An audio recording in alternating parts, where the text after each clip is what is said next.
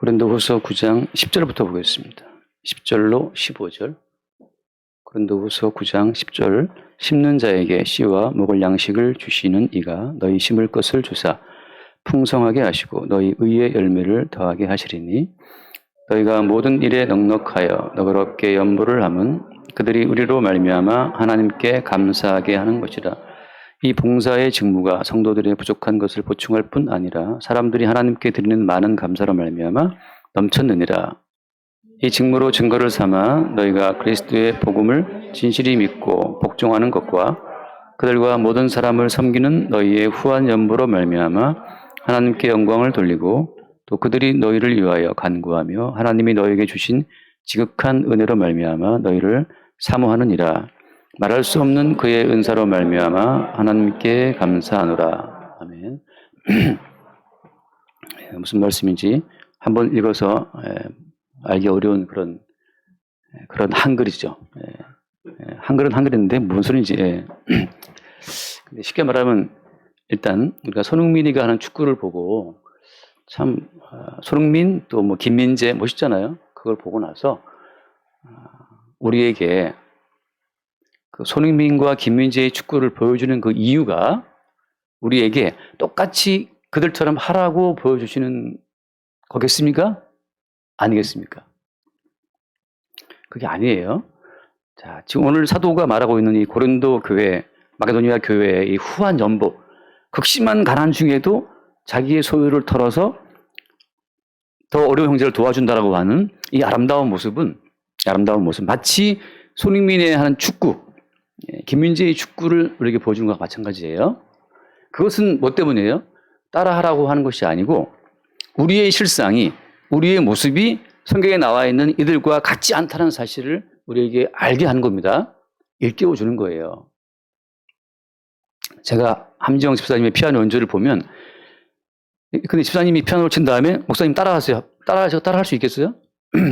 도레미파솔라시도 어딘지도 모르는데 따라할 수 있습니까? 까만 것만 흰 것만 할 수 있지만 따라할 수 없잖아요.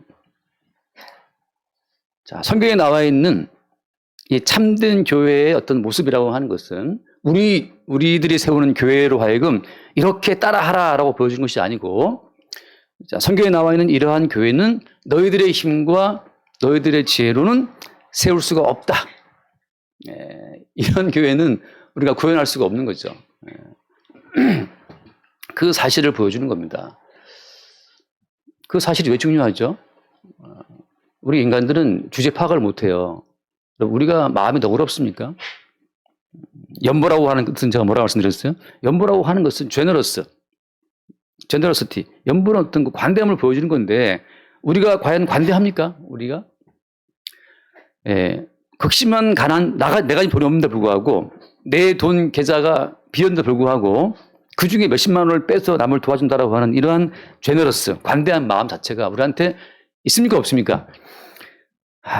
그 없다는 사실을 주님이 계속 말씀해주고 싶은 거예요. 왜? 우리의 한계를 깨달아야만, 우리의 주제를 알아야만 비로소 십자가에 죽으신 예수 그리스도의 희생의 가치가 돋보이거든요. 어떤 인간도 이러한 교회를, 가난한 사람들을 위해서 내 계좌를 털어서 돕는 이 관대한 연보를 할 수 있는 사람이 우리 가운데 없다는 사실을 주님 계속 증거하는 겁니다. 왜? 우리로 하여금 모든 입을 닥치게 하기 위해서. 너희들이 뭘 할 수가 있냐 말이죠. 한국의 어떤 유명한 교회들은 들어오는 모든 헌금의 80%를 외부를 위해 쓴다라는 교회도 있어요. 모든 헌금의 80%를 구제하고 선교 돕는 쓰고 있다는 것을 막 주보에다가 이렇게 싣는 교회도 있어요. 우리 교회의 모든 헌금은 뭐 80% 뭐 나간다고. 주님 말씀하시죠. 80%? 왜 80%야? 100%를 다 써야지, 100%를. 아이고, 주님, 뭐, 교회 유지도 해야 되고, 목사, 사람이 받아야 되고, 목사람이 왜 필요해? 100% 다 구조에 할 거면. 이게 주께서 우리한테 요구하시는 요구예요. 우리가 우리의 행함으로 뭔가 하나님 앞에, 하나님 저 잘했죠? 라고 내세우는 그 모든 우리 인간의 의의를 주님은 다 박살을 깨뜨리는 겁니다. 그 필요 없다는 거죠. 하나님 앞에 우리가 뭔가 내드리는 그 모든 의에 하자가 있다는 사실을 알게 하시는 것이 그게 십자가의 복음이에요.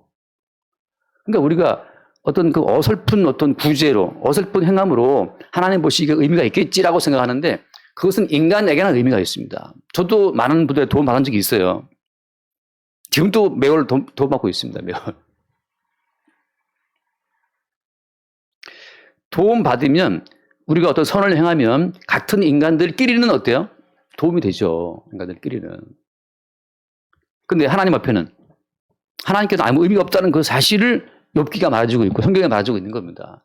너희들이 악을 행하면 같은 인간들끼리 악을 행하는 것이고 너희들이 선을 행하면 같은 인간들끼리 유익이 있을지 모르지만 하나님과는 아무 상관이 없어요. 모든 인간은 에덴에서 추방된 이후로 추방된 존재들이기 때문에 그 추방된 존재들이 감옥에서 슬기로운 감옥 생활을 하든 뭐 빡센 감옥 생활을 하든 그것이 그들에게 감옥형을 언도한 판사한테는 아무 의미가 없거든요. 무슨 말씀인지 아시겠습니까? 우리 원규가 책가방에서 막 전단지를 막 수북이 꺼내요. 이렇게 전단지 많이 그 아줌마들이 할머니들이 그 더운데 나눠주니까 이걸 못 받기가 미안해서 받아온 거예요. 받아서 그냥 가방에 전단지가 수북이 들어있어요. 저도 그래요. 전단지를 받아서 이제 버리는데 이렇게 빨리 저번 뿌리고 집에 들어가야지 도망 들어가야 될 거 아니에요. 더운데. 그 더운 날씨에 그 전단지 뿌리는 할머니 전단지를 빨리 받아서 그분을 빨리 집에 가게 하는 그 자체가 그 할머니에게는 도움 될지는 모르지만 하나님께는 아무 의미가 있어요, 없어요? 의미가 없어요.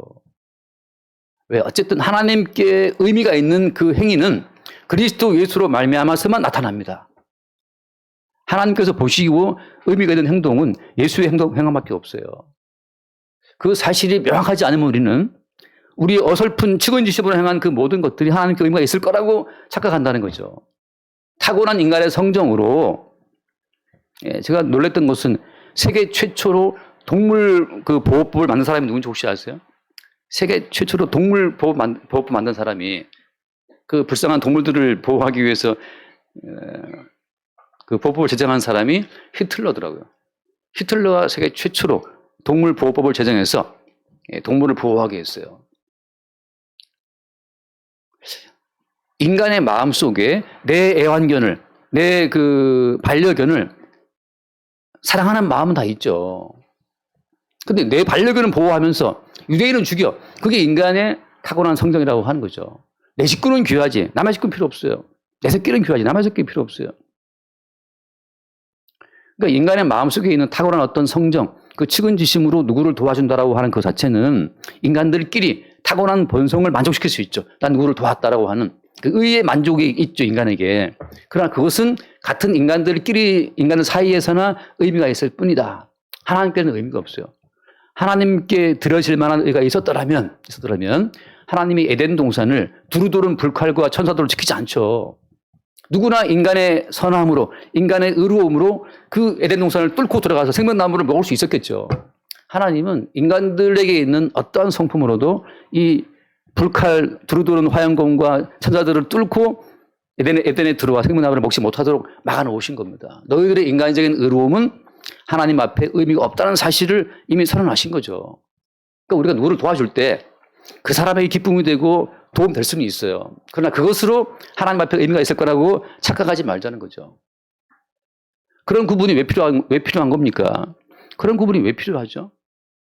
하나님께서는 영생에 이룰 수 있는 유일한 의로 예수 그리스도를 말미암는 의를 만들어 놨기 때문에 그 예수 그리스도를 믿는 믿음으로 주어지는 의 외에 다른 의를 다 물리치는 겁니다. 사실 그것이 그러니까 수없이 많은 인간들을 속이는 마귀의 전략이 인간으로 하여금 자기의 의로움에 취하게 하는 거죠. 자기의 의로움에. 근데 그 자기의 의로움에 취하는 마귀의 전략이 교회 속에 들어오면 예수의 이름으로 또 자기의 의를 취하는 거예요. 우리 교회가 80%를 남을 도왔다 말았다. 그게 무슨 의미가 있습니까? 하나님 보시기에. 하나님은 예수님 말씀하시죠. 한번 다시 읽어봐요. 마태복음 19장. 여러 번 봤지만 그 청년 부자의 그 당당함을 여러분 한번 생각할 수 있어야 됩니다. 우리 교회는 이 같은 청년 부자의 당당함이 아무도 없어요. 없지만 마태복음 19장 20절 말씀. 19장 20절. 그 청년이 이르되 모든 것을 내가 지켰사온데 아직도 무엇이 부족합니까? 청년이 말하죠. 모든 것을 내가 지켰다. 어려서부터 내가 모든 걸 다 지켰다. 뭐가 부족합니까? 21절 예수께서 그러실 때 네가 온전하고자 할진대 가서 내 소유를 팔아 가난한 자들에게 주라. 그리하면 하늘에서 보화가 내게 있으리라. 그리고 와서 나를 따르라 하시니 청년이 돌아가죠. 재물이 많아서. 80%를 우리는 구제합니다. 라고 하면 주님 말씀하시기를 다 팔아. 왜 80%야? 이렇게 말씀하시는 분이라고 하는 거예요. 우리 인간의 의의가 하나님의 나라에 도달할 수 없다는 사실을 알게 해주기 위해서. 자, 본문 돌아와서. 그래서 오늘 바울이 하는 말이 어떤 말이냐. 함께 봐요. 10절 말씀. 10절 말씀입니다. 10절. 9장 10절. 심는 자에게 씨와 먹을 양식을 주시는 이가 너희 심을 것을 주사 풍성하게 하시고 너희 의의 열매를 더하게 하시리니. 여기 보면 누가 주어가 뭐예요? 주어가? 주시는 분, 주시는 이.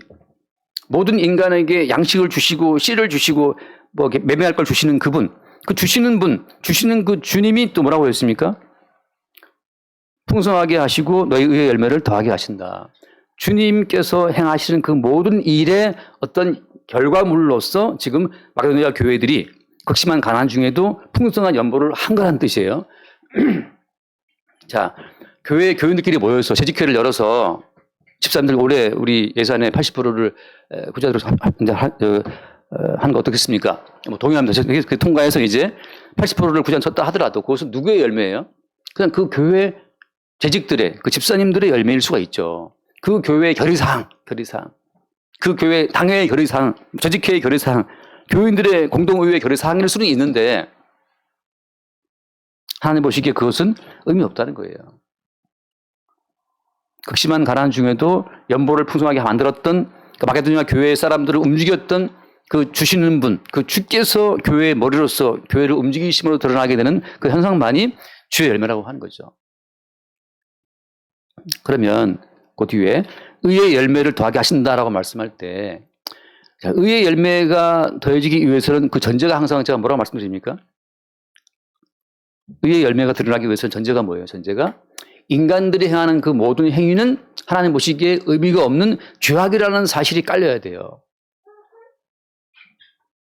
다시 하나님께서 기뻐하시는 의의 열매가 되기 위해서는 반드시 그 과정에서 인간들이 벌이려는 모든 행함 자체가 하나님 보시기에 불의하다는 사실을 먼저 쫙 전제한다는 거죠. 그래서 어떤 인간도 자랑할 수 없도록.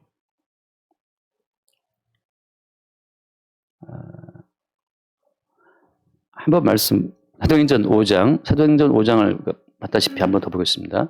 사도행전 5장 1절에 5장 1절 아나니아라는 사람이 그의 아내 삽비라와 더불어 소유를 팔아 그 값에서 얼마를 감추매 그 아내도 알더라. 얼마만 가져다가 사도들의 발 앞에 두니 3절 봐요. 베드로가 이르되 아나니아 어찌하여 사탄이 네 마음에 가득하여 네가 성령을 속이고 땅값 얼마를 감췄느냐. 자, 지금 아나니아와 삽비라 아나니 이 부부는 지금 아무도 모르게 소유를 팔았죠. 이제 헌금하려고 소유를 팔았는데 일부를 감춰둔 거죠. 근데 그것이 어떤 행위라고 하는 겁니까? 성령을 속이는 행동이라고 하는 거예요. 사람을 속이는 것이 아니고. 자, 하나님께서 그 앞에 완전한 교회를 제시하시고 그 뒤에 아나니아 삽비라가 보여주는 이 어떤 속이는 행동 자체를 보여주는 이유는 뭐 때문이냐면 인간의 모든 행위는 아나니아와 삽비라 부부 같은 그런 행동입니다.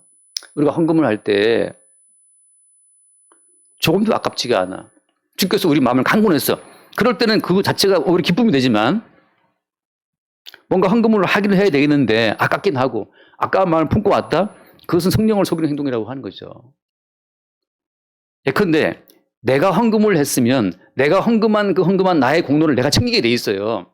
내가 연보를 하고 내가 헌금한 그 공로를 내가 챙기고 있는 그 순간은 어때요? 성령을 속이고 하나님 보시기에 불의한 거라는 거죠. 그 똑같죠. 아깝다라고 생각하는 거나 그 다음에 나 헌금을 했어. 헌금을 했습니다 주님 하고 자기의 의를 챙기는 거나 다 똑같은 거예요.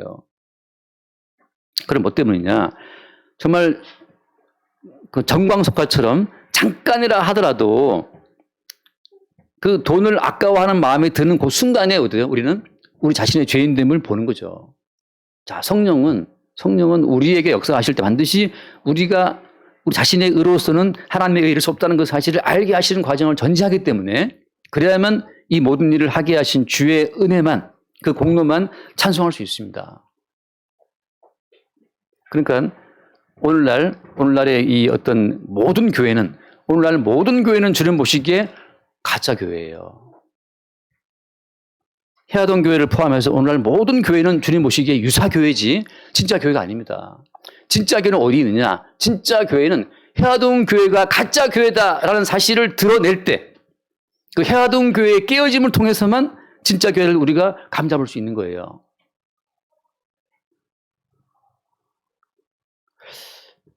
자, 교회라고 하는 것은 예수께서 머리시기 때문에 머리이신 예수님만이 몸된 교회를 만들 수 있잖아요. 그죠?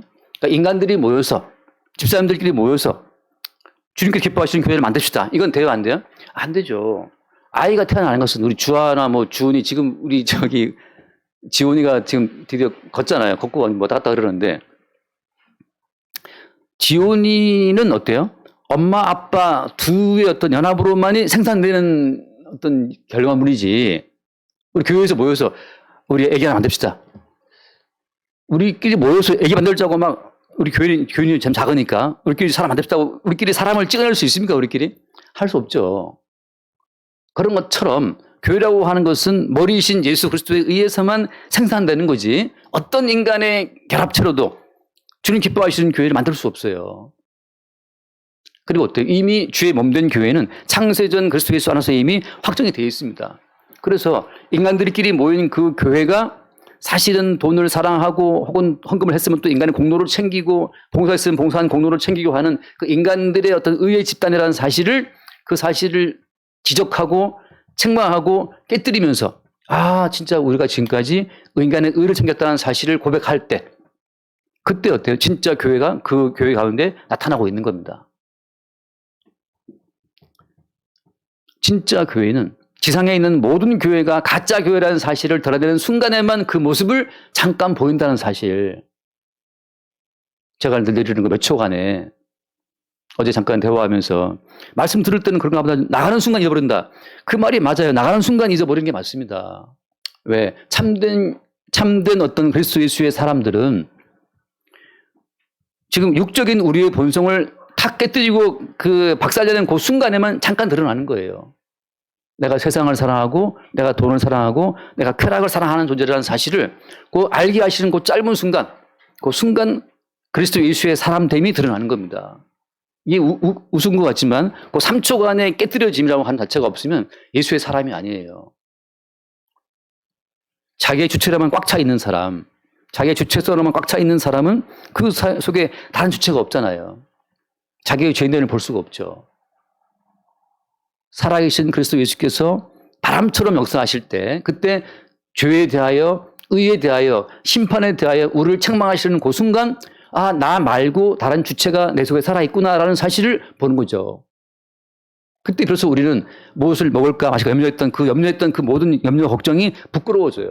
내가 주를 믿는 것이 아니고 내 돈을 믿었구나 하는 사실이 발견될 때 그냥 염려 걱정하고 있을 때 주님 말씀하시기를 염려하지 말라고 말씀했는데 우리 염려하고 있잖아요. 그 염려하는 그 순간에 네가 믿는 것은 그리스도 예수냐 아니면 돈이냐 라고 주께서 우리에게 책망하시는 그 순간에만 우리 속에 우리를 책망하시는 주님이 우리의 자아를 깨뜨리고 살짝 고개를 내미시는 거예요. 네 속에 내가 있는 것이 보이지 않느냐라고 하는 거죠. 여러분 어떤 사람도 자기로서 자기를 지키는 사람은 없잖아요. 어제도 우리 이제 점심 먹으러 갈 텐데 점심 먹으러 가는 식당 가까이 여기 바로 위에 있잖아요. 네, 쌈밥 그런데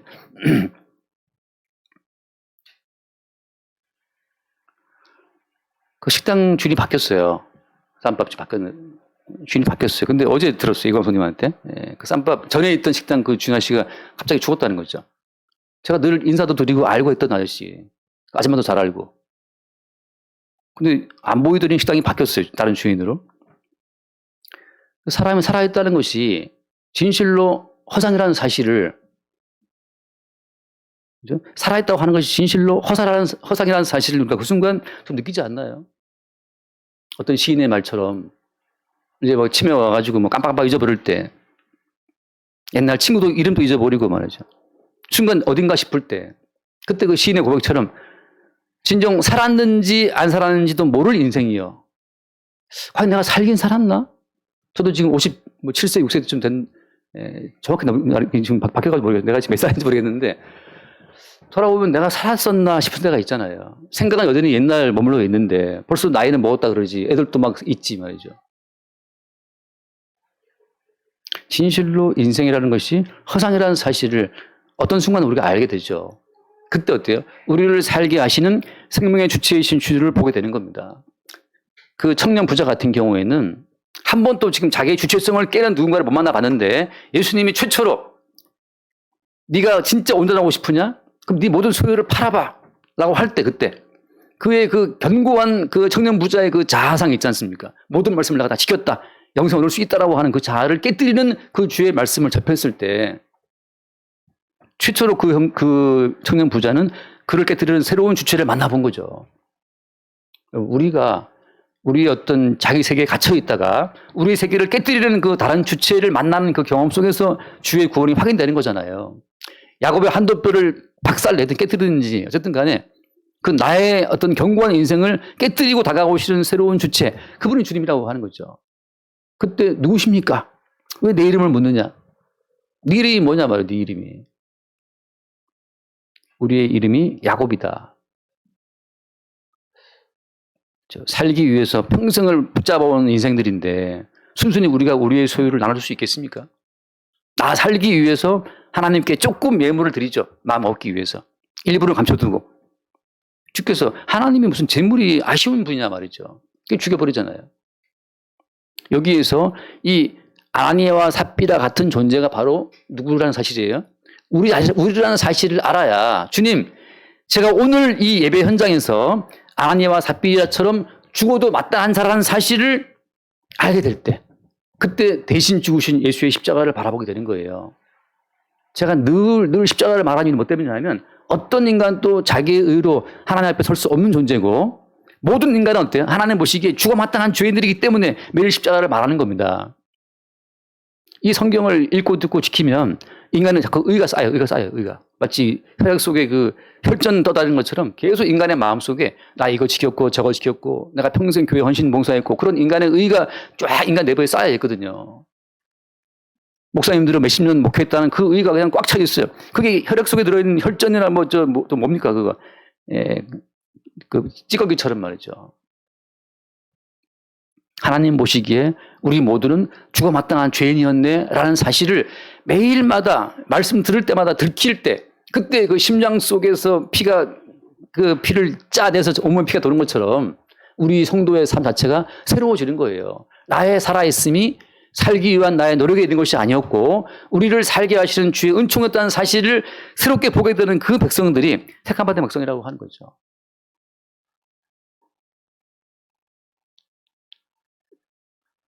제가 좋아하는 찬송이 그 십자가 그 이외에 나 죽었냐 하는 그 찬송 제가 유튜브에 있지만 그냥 그 배경을 쓸 때 광야 배경을 썼잖아요. 광야. 근데 이스라엘 갔을 때 그 광야가 저는 참 감동적이었어요. 이스라엘에 다 둘러봤는데 그 광야가 가장 인상적이에요. 왜? 광야는 정말 너무 삭막하고 그냥 이 돌덩이인지 흙덩이인지 뭐랬는지 알 수 없는 그 이상하게 그냥 그 돌 비슷한 것들이 쫙 깔려있는 울퉁불퉁한 그 광야. 그것이 끝도 없이 펼쳐져 있어요. 무슨 바다처럼. 하나님께서 이스라엘을 끌어 광야에 들어갔다는 것은 뭘 말씀해 주시고 있는 겁니까? 너희들은 다 죽었다. 죽었다. 광야에 무슨 회사가 있습니까? 사무실이 있습니까? 무슨 공장이 있습니까?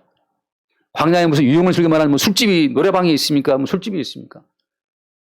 광야에 무슨 담배 가게 아가씨가 있습니까? 뭐, 광야에 그 요즘에 유행하는 뭐 마약, 펜타닐 그런 게 있어요. 광야에 아무것도 없어요. 3일만 지나가면 다 죽겠다라고 아우성치는 곳이죠. 하나님이 이스라엘을 광야에 딱 인도하신 그 이유는 너희들의 실상이 죽음이라는 사실을 매일매일 알게 하시는 거예요. 매일 알게 하시고 매일마다 만나가 내려오네. 그 만나의 실체는 자기의 살을 찢기신 예수 그리스도의 살을 의미하잖아요. 광야에서 그들은 매일매일 죽음을 보고 매일 죽어 마땅한데 왜 살아있지? 오늘도 만나가 내리고 내일 또 만나가 내리고 반석을 쳐서 나오는 생수를 마시고 그들로서는 도저히 살 수 없는 땅. 성도는 매일마다 말씀을 대할 때마다 아나니아를 보면서 와, 아나니아처럼 하지 말아야지 나는. 그 누가 아나니아처럼 안 할 사람이 누가 있어요? 누가 돈을 아깝지 않다고 생각합니까? 우리 주은이도 돈의 귀함을 알 텐데요.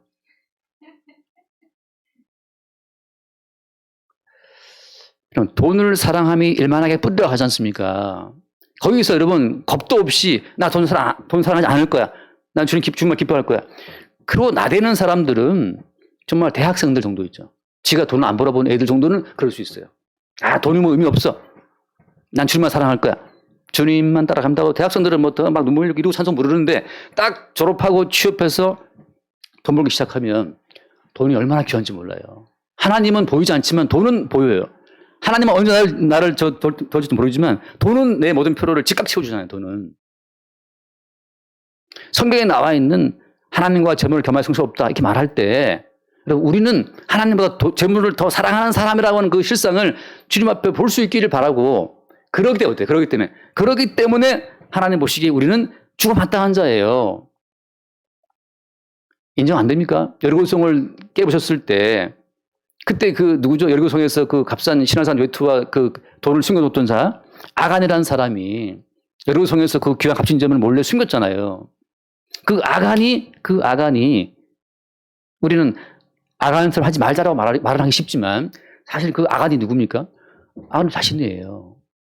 우리가 할 수 있으면 돈을 챙기고 싶죠. 왜 이 좋은 기회에 돈을 안 챙깁니까? 아무도 지금 보는 이가 없는데 얼른 챙겨야지. 저도 지난번에 산책하는데 11시쯤 걷고 있는데 가령 안에 뭐 이렇게 막 날아다녀요. 지폐 같은 게. 10,000원짜리가 한 4장인가 날아다니고 그래서 얼른 이게 웬 떡이냐고 이렇게 주웠어요. 죽고 봤어. 누가 보나 안 보나. 그러니까 아무도 안 보더라고요. CCTV도 없어, 다행히. 그 3만 원을 잘 챙겨서 지갑에 주머니에 잘 넣고 다음에 지갑에 잘 넣었어요, 이렇게. 아, 돈이 다니는데 그걸 왜 내비둬요? 얼른 빨리 챙겨야지. 그래서 그걸로 제가 그 유산균 사 먹었어요, 유산균. 그 아침마다 유산균 먹는 거 그거 샀어요. 나도 모르게 둘러보는 거, 이렇게 둘러보면서 누가 보나 안 보나. 돈을 사랑하는 그 본능이 우리의 본성이기 때문에 하나님께 말씀하시는 것은 돈을 사랑하는 것이 만약에 뿌리라고 해서 우리가 돈을 사랑하지 않으려고 아무리 애를 쓰고 또 애를 써봐도 어떻습니까? 우리는 돈을 사랑할 수밖에 있다 없다? 없어요. 없기 때문에 어때요? 없기 때문에 우리는 하나님 보시기에 오늘 아간처럼 돌에 맞아서 죽어도 마땅한 자라는 사실이죠. 요새 말 심하게 하시네. 나는 정말 요즘 돈 보기를, 황금 보기를 최영 장군처럼 보고 있는데, 최영 장군도 좀 덜 어려워서 그렇지. 덜 어려워서 그래요, 그 사람이 지금. 뭐 전공 세우고 땅도 많기 때문에 그러는 거지. 진짜 본인이 아니게 어려운 사람이 있으면 3일 굶으면 단타하는 것처럼 어려운 사람이 무슨 할 말이 있겠습니까? 조용히 가서 훔쳐야죠. 하나님 보시기에 성경에 나와 있는 모든 말은 우리 모두를 죄인됨을 알기 위해서 입닥치게 하는 용도로 줘줬다는 말씀. 제가 늘 하자 한 번 더 읽고 로마서 3장 19절. 로마서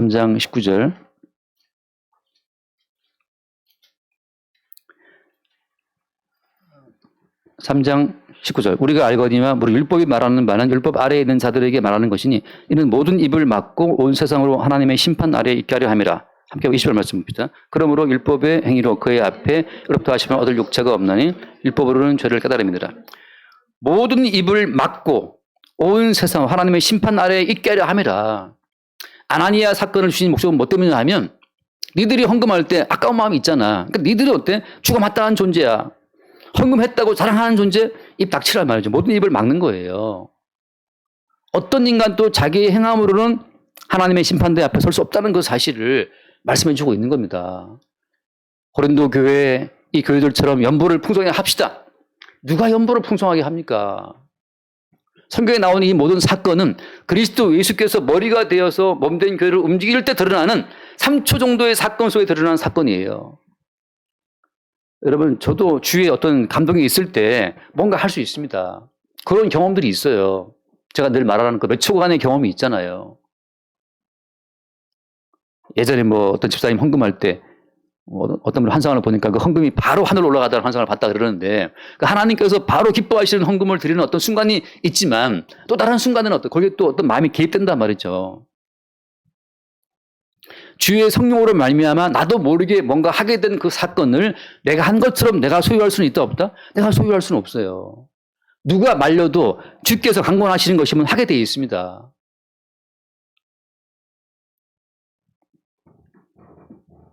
그래서 오늘 여기 보면 나와 있는 이러한 풍성한 연보를 했다고 하는 이 교회들의 이 모든 모습은 마치 우리로 하여금 머리 대신 그리스도 예수를 말미암아 이루어지는 그 사건을 우리가 제시함으로 말미암아서 너희들은 이런 연보를 할 수 없잖아. 따라서 너희들은 하나님 보시기에 다 심판 가운데 죽어 마땅한 쓰레기들이야. 그 사실을 보여주는 거예요. 완전한 아주 모든 불순물이 제거된 그 교회의 모습을 주님이 성경에 모델로 기록해서 제시함으로 말미암아서 이것이 모델이에요. 나의 몸된 교회는 이런 교회야. 얘들아 알겠니? 어때 해하던 교회는? 물어볼 때 주님 해하던 교회는 주님 보시기에 죽어 마땅한 교회 맞습니다.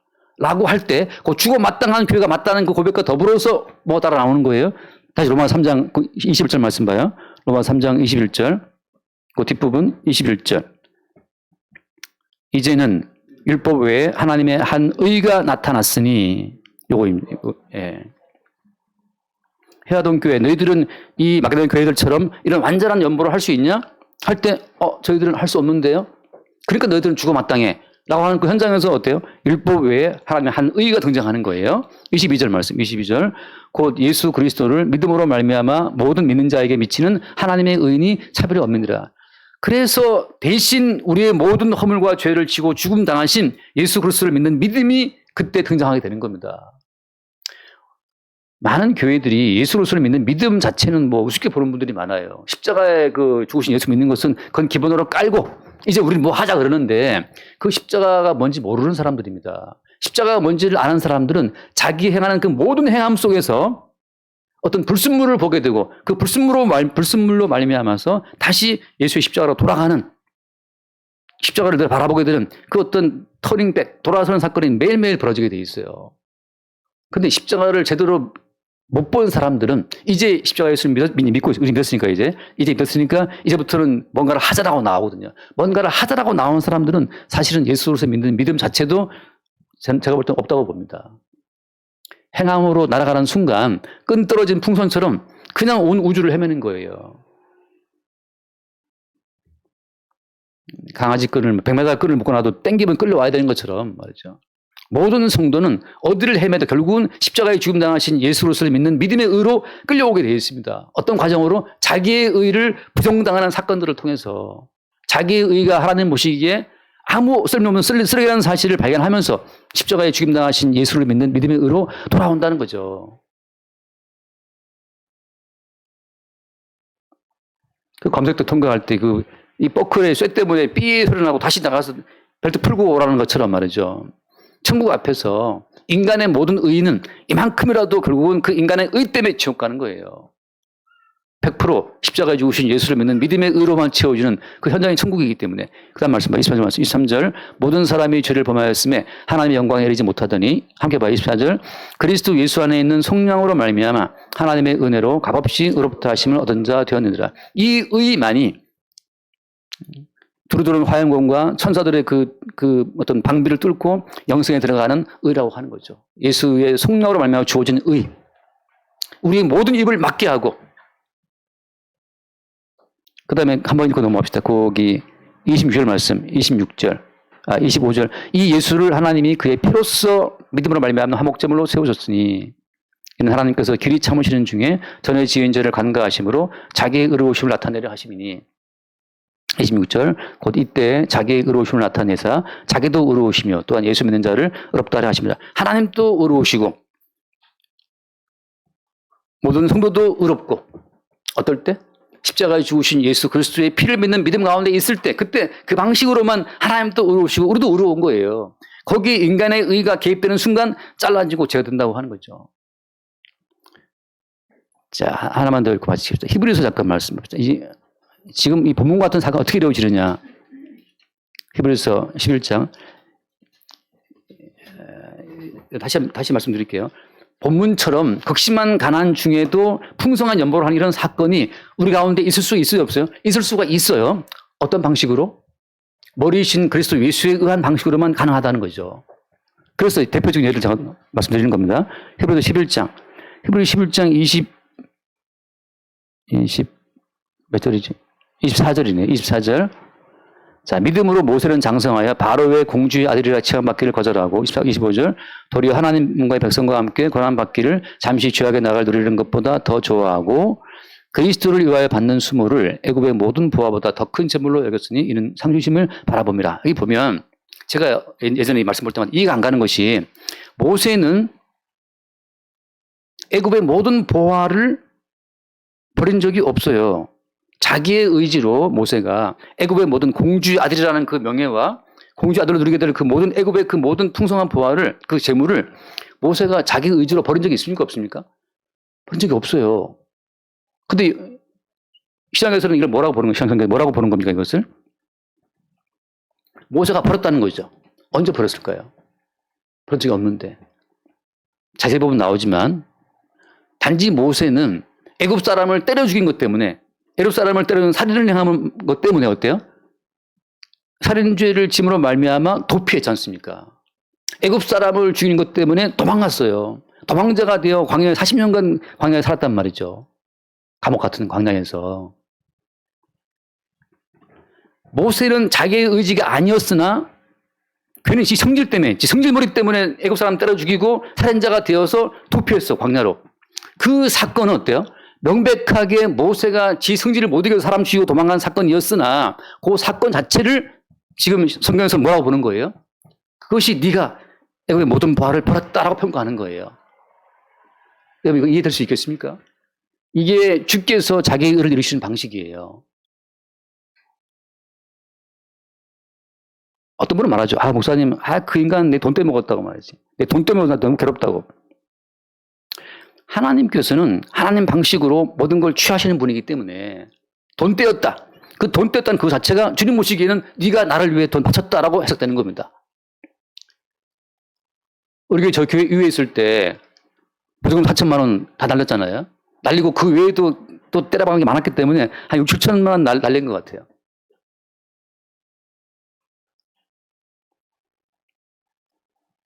그것을 그냥 아이고 이렇게 교회를 운영 실수했고 많이 돈 날렸다라고 생각할 수 있지만 제가 어느 날 기도 가운데 안 것은 뭐냐면 주께서는 야 너희들 해하던 교회가 나에게 7천만 원 바친 걸로 본다는 거죠.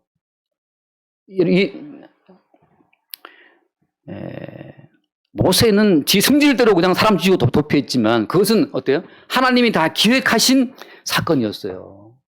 모든 만물은 주로 말미암아 나온 것이기 때문에 주님이 기획하시는 과정을 통해서 이루어지는 일들이거든요. 모세가 애굽 사람 보고 때려 죽였다. 사람을 죽여 도망갔다. 그 모든 것이 모세가 볼 때는 조마조마해서 모세가 다 한 것처럼 보이지만 넓게 볼 때는 모든 것이 주로 말미암아 된 일이라고 하는 거죠. 그래서 주님께서는 모세야 네가 참 나를 위해서 애굽의 모든 벌을 버렸구나. 모세가 얼떨떨하죠. 제가 언제 버렸죠? 나는 그냥 사람 죽이고 도망간 것 뿐인데요. 참 겸손하구나. 네가 나를 위해 버린 거야. 최철웅 집사님하고 우리 이광 선도님 암술 때문에 다 뭘 띄어버렸단 말이죠. 주님 보시기에는 야 네가 나를 위해서 네 신체의 그 장기 하나를 네가 나를 팔았구나 이렇게 보신단 말이죠. 우리 볼 때는 내가 그냥 성지로 살다가 내가 술 마시고 살다가 병나 갖고 받았는데 내가 바친 겁니까? 참 겸손하고 네가 나를 위해서 장기를 바쳤어. 우리가 볼 때는 황당하지. 나는 바친 적이 없어. 우리 의지로. 근데 주님께서는 우리 모든 삶을 통제해서 그렇게 주님은 주의 원하시는 주의 재물을 주님이 취하시는 거예요. 모세가 언제 버렸어요?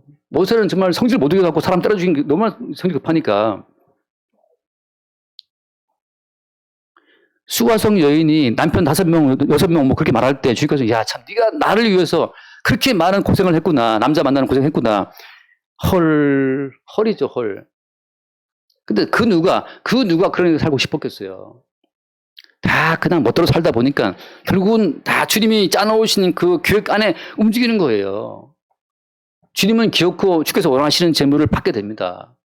취하시는 그리고 나서 말씀하시기를 네가 나를 위해 뭘 바쳤구나라고 볼 때 그때 우리는 뒤늦게 요셉처럼 고백하는 거예요. 형들이 나를 팔아먹었다고 요셉이 너무 분개하고 있었는데 나중에 알고 보니까 하나님께서 형들 마음속에 미움을 심어서 하게 하신 거였어요. 우리가 우리 인생을 바라볼 때 우리가 한 것처럼 생각되지만 사실은 다 주께서 계획하신 일들로 만들어진 인생을 사실 보게 될 때 그때 우리가 주의 열매라고 하는 고백을 하게 되는 겁니다. 자, 돌아와서 읽고 마칠게요. 여기 보면 무슨 말을 하냐면 한 번 더 거기 10절 말씀 9장 10절 자, 심는 자에게 씨와 모 양식을 주시는 이가 너희 심을 것을 주사 풍성하게 하시고 너희의 열매를 더하게 하신다. 자, 하나님 농사의 개념을 도입하시는데 씨, 양식 이렇게 다 농사 개념이거든요. 결국은 어때? 농사를 할 때 밭이 능동적으로 농부한테 반응할 수 있습니까? 씨 뿌리는 비유에서 밭이 능동적으로 농부와 대화하면서 농부씨, 파머, 미스터 파머 이거 좀 바꿔야 되겠어 이렇게 밭이 무슨 말을 합니까? 자, 모든 인간은 주님 보시기에 주님 앞에 무슨 의견을 내놓을 수 없는 밭과 마찬가지예요. 모든 인간은 하나님께서 농사를 지어서 하나님이 원하시는 열매를 만들어내시는 거죠. 모든 인간은 하나님 보시기에 밭과 같아요. 주께서 주님이 원하시는 열매를 주님이 만들어내시는 겁니다. 그래서 오늘 이 교회들이 연보를 했던 이 모든 것은 주님이 친히 그 교회의 행하심으로 말미암아서 주님이 거두시는 열매로 지금 말씀하고 있는 거예요. 여기에서 나중에 이 교인들이 후회할 수도 있어요. 계좌에 100만 원 다 헌금했는데 나중에 다음 달 바로 뭐 가스비 20만 원 나왔다고 봅시다. 그때 그걸 있었어야 되는데 그걸 내가 왜 헌금해가지고 이럴 수도 있단 말이죠. 그럼으로써 인간이 했다라는 자기의 모든 공로를 취하지 못하도록 결국 농사하시는 농부이신 주님이 모든 것을 작업을 행하신 거예요. 처음부터 끝까지. 우리 가운데 누구든지 간에 스스로 이 땅에 태어난 사람도 없고 점수사님 볼 때마다 똑똑한 그 정치화 집사가 그 사법고시를 붙었어야 되는데 근데 주님 말씀하시고 야 네가 나를 위해서 판사를 포기했구나 검사를 포기했구나 휴등굴에 내가 언제 난 받아낸 적이 없는데 주님 말씀하시기를 판사를 포기했다 이렇게 말씀하신다는 거죠. 너무 위로하는 거 아닙니까? 제가 누구 위로할 사람은 아니거든요. 제가 오히려 누구를 무한주의를 하지만 저도 살면서 공부를 제일 열심히 했던 때가 고등학교 3학년 2학기 때 한 학기 때 죽도록 열심히 하고 그다음에 정말 너무 힘들어서 눈물 나더라고 공부할 때 그 사법고시 1차 준비할 때 공부가 그렇게 고독할 줄 몰랐어요. 눈물이 흐르면서 공부를 했는데 사법고시 1차 시험 보는 날 너무 시험이 좀 쉬웠어요. 되겠다 싶더라고. 근데 떨어졌어요. 주님이 나중에 청구하면 야 네가 나를 위해서 그죠? 판사를 포기했다라고 말할 수도 있어요. 착각하지 마시라고 그랬어요. 방향이 애매하게 틀려서 흔히 말하는 팔자가 이상하게 풀려서 지금 목사가 됐단 말이죠. 여기에서 사람 때려 죽여가지고 살인자 누명이 아니죠. 살인자가 되어서 강요하에 40년 살았던 모세나 모든 성도가 다 마찬가지라고 하는 거예요. 자기로서 자기 인생을 보는 그 무지함에서 벗어나서 우리 인생을 이 땅에 나게 하시고 살게 하시고 우리 인생에 농사를 지으시는 농부이신 주님, 우리 인생을 경영하시는 경영자이신 그 주님께 우리 인생을 맡길 때에는 살아온 모든 삶의 의미가 있는 겁니다. 어떤 식으로? 그리스도 예수의 의를 높이는 의의 열매로서 우리 모든 인생이 지금까지 기능해서 온 거예요. 우리 창세기 공부했지만 그 다말은 며느리지만 시아버지랑 관계에서 아들을 낳잖아요. 우리가 볼 때는 말도 안 되는 거지만 이게 보고만 해서 볼 때는 그렇게 돌아가는 겁니다. 우리가 세웠던 모든 가치 기준을 다 무너뜨리고 시아버지인 유다와 며느리인 다말 관계에서 그 영적인 부부야 너희들이. 언약의 부부야. 예수님의 조상이 태어나고 후손이 이어진단 말이죠. 우리가 알고 있는 모든 가치 기준을 다 찐뭉개고 농부이신 주님이 다 갈아엎고 그리스도 예수를 믿는 믿음의 의를 나타내는 그 방식으로만 우리 인생을 인도한다는 거죠. 이것을 믿을 때 어때요? 이것을 믿을 때 오늘 본문만 끝에 말씀 돌아가 봅시다. 15절 말씀 15절 말할 수 없는 그의 은사로 말미암아 하나님께 감사하노라. 이게 그의 지혜와 그의 모략이 너무나 깊어서 다른 말로 할 수 없어요. 어떻게 주께서 그렇게 역사하셔서 그 가난뱅이들을 통해서 헌금을 하게 하시지? 마치 그런 것처럼 어떻게 성질머리 더러운 모세를 통해서 이스라엘을 구원하는 자가 되게 하시고 온전한 자가 되게 하셨지? 어떻게 그 강도로 하여금 마지막에 강도를 구원하심으로써 어떤 의도 없는 죄인 강도라도 오직 주의 은혜로 구원받는 사실을 증거하셨지? 그 강도가 되기 위해서 얼마나 많은 것들을 포기했겠어요. 공부하다가 집어치웠어. 대학 가려다가 대학도 집어치워. 전국 가서 뭐 또 몽키스 팬다고 애 또 한번 때려갖고 또 감옥 갔다 와. 이러면서 강도가 또 살았단 말이죠. 주님 말씀을 네가 참 고생 많이 했다. 강도가 말하는 내가 무슨 고생했습니까? 네가 나를 위해서 공부도 포기하고 대학도 포기하고 말이죠. 결혼도 포기하고 네가 좋은 직업 다 포기하고 삼성을 다 포기하고 네가 강도가 되었단 말이죠. 강도는 정말 말도 안 되는 상황이지만 주께서는 그거 마지막에 주님이 그렇게 대학 갈 때쯤 돼서 하필 나쁜 친구 받아서 담배 피우고 술 마시면서 그냥 빠져도 대학 못 가게 되고 나쁜 친구 또 가서 또 다른 사람 노트북 훔치게 되고 휴대폰 팔다가 또 걸리게 돼서 감옥 갔다 오고 이래 강도가 되는 모든 삶인데 주님 말 그때 보니까 얼마나 힘들었냐. 최초로 네가 휴대폰 훔칠 때 얼마나 네 가슴이 두근 거리겠어. 이렇게 하면서 또 주님이 우리를 위로하시면서 네 참 고생 많았다. 거기에 도대체 내가 뭐 잘했다는 인간의 의를 내세울 수 없도록 만드시는 거예요. 내가 뭘 잘했다고 내세울 수 있어요. 최입사님하고 저하고 한번 여기서 와인 하나 마시기로 지금 약속했는데 한 잔 마시기로 와인이 한 10,000원밖에 안 하더라고 한 잔에. 근데 옛날에 그렇게 술 막 마시고 그럴 때 주님 말씀 니 참 고생 많이 했다 술 마시더라고. 그렇게 우리가 보는 인생과 달라요. 복음 안에서 바라는 모든 관점은 이 땅의 가치관은 우리로 하여금 너의 행위가 원인이 되어서 너의 어떤 미래가 나온다고 가르치지만 복음 안에서는 모든 것의 원인자가 주님이고 모든 것의 열매를 거두시는 분은 주님이에요. 알파와 오메가가 주님이고 처음과 마지막이 주님이고 모든 것을 이루시는 분도 주님이고 모든 것의 원인이신 분도 주님이에요. 우리가 감히 원인으로 끼어들 수도 없고 우리가 감히 결과를 걸을 수도 없어요. 오늘날 여기 이 자리 자체가 주의 은혜임을 아시기 바라고 오늘 이 교회의 헌금을 보면서 오히려 우리가 미치지 못하는 이 모습을 발견할 때 그때 십자가에 죽으신 예수의 의로만 채워지는 그 의에 대한 감사가 넘칠 수 있기를 바랍니다. 기도하겠습니다. 하나님 아버지 감사합니다. 인간의 의지로 감히 이룰 수 없는 일들을 성경에 기록하시고 그 이 놀라운 성경의 기록 앞에서 우리의 죄인됨을 들춰내시고 아무 인간의 의도 자랑할 수 없도록 하시고 오직 십자가에 죽으신 예수 그리스도의 긍휼의 의만 붙잡을 수 있도록 늘 우리를 새롭게 이끄시는 그 주의 은혜 속에 늘 살아갈 수 있도록 우리를 인도하여 주옵소서. 우리 주 예수 이름으로 기도드리옵나이다. 아멘.